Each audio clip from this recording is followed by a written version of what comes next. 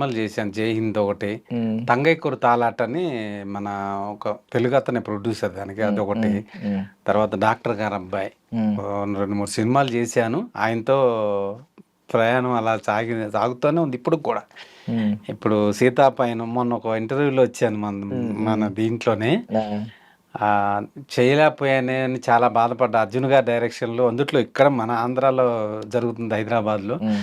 అని చాలా ఫీల్ అయ్యాను. కానీ అది గుర్తుపెట్టుకొని మళ్ళీ నన్ను పిలిచి అవకాశం ఇచ్చారు నాకు సారు. హ్మ్. చాలా హ్యాపీ అనిపించింది. యాహ్! అంటే డైరెక్టర్స్ చాలా మందుంటారు. 'అర్జున్' అవును. గారి ప్రత్యేకత ఏంటంటే ఏం చెప్తారు మీరు? ప్రత్యేకత ఏంటంటే ఆయనకు తెలియనోళ్ళు ఉండరు. ఆ యాక్షన్ కింగ్, ఫైట్‌లో హ్మ్. గాని, హ్మ్. డాన్స్‌లో గాని ఎలాంటి హిట్ సినిమాలున్నాయని. 'మంజునాథ' అవును. ఇప్పటికి అవును. కూడా సూపర్ హిట్ సినిమా. చిరంజీవి గారు గాని, అవును. అర్జున్ గారు, సౌందర్య, మీనా. ప్రత్యేకత అనంటే మంచి వ్యక్తి అండి. చాలా మంచి. ఆయన ఏం తింటే టెక్నీషియన్స్‌కి అదే ఫుడ్ పెడతాడు. హ్మ్. ఫుడ్ విషయంలో ఎక్కడ కూడా కాంప్రమైజ్ అవ్వడు.